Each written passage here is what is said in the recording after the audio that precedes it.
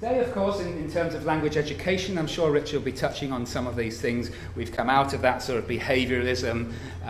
We're in a sort of post-communicative, task-based space in terms of language education and how we're informed of what we do in our practice.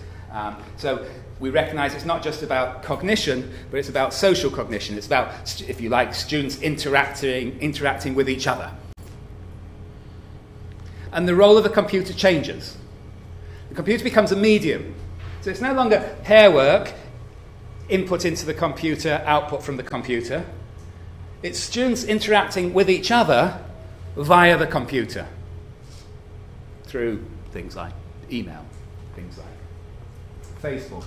And very often in language education, that's discussed in terms of task-based pedagogy.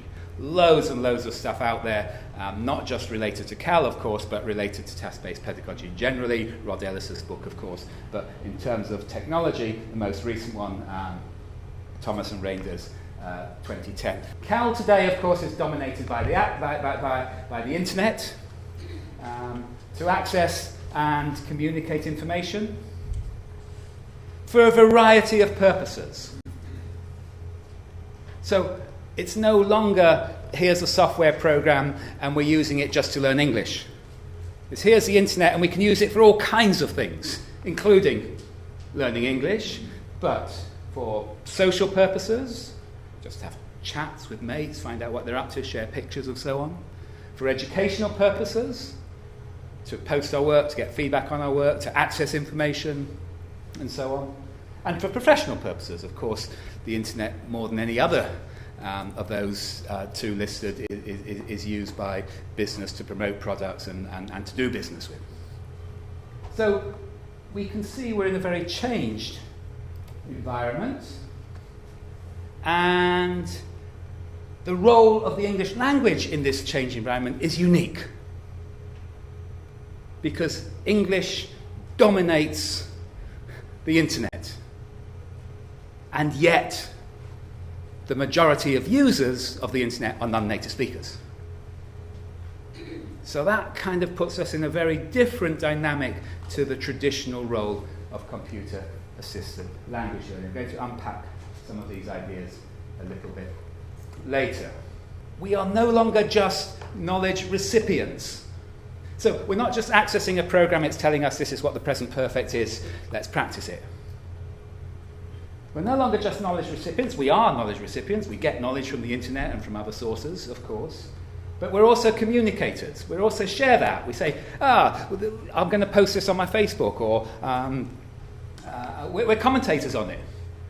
Many sources of information have things underneath where you can comment on the information, you can post your ideas, you can share your ideas. And we're creators of knowledge.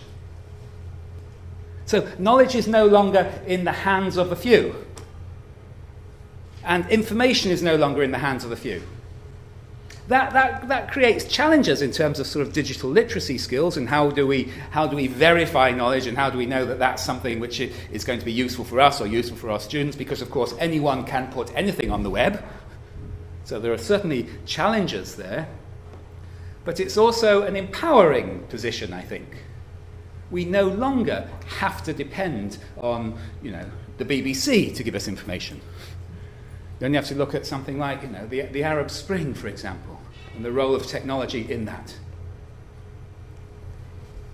We are creators of knowledge, we're commentators of knowledge, and we're communicators of knowledge. So I want to argue that many of the defining characteristics of computer-assisted language learning are in fact less relevant today. We said one of the characteristics was a computer desktop. Our students and us as practitioners use a whole range of devices. Computer desktops are on the decline, computer laptops, notebooks, but of course not just laptops and notebooks, smartphones, Kinders, Blackberries, Strawberries, whatever they are. A whole tablets, slates, you name them. We've probably got a few in the room. So, it's no longer just about the computer. We said computer-assisted language learning about students doing one thing. Nobody does one thing with a computer anymore.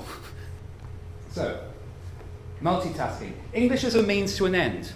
Traditional computer-assisted language learning sees technology as a way of assisting language learning. The end is to learn language. Arguably, it's actually the other way around today. Students are learning English in order to operate successfully as global citizens in the highly digitalized environment, which happens to be dominated by the English language. So those kind of traditional paradigms don't work in quite the same way. 24/7 access, no longer in the self-access center, inherently motivating, let's go self-access center, here it is, you play with the computer, yes, yes, yes. Say to your students now, we're going to go on the computer. Yes, so what? Quite rightly so. So what? What are you doing with the technology that's going to enhance my learning experience? Rather than the technology is inherently motivating as it once was.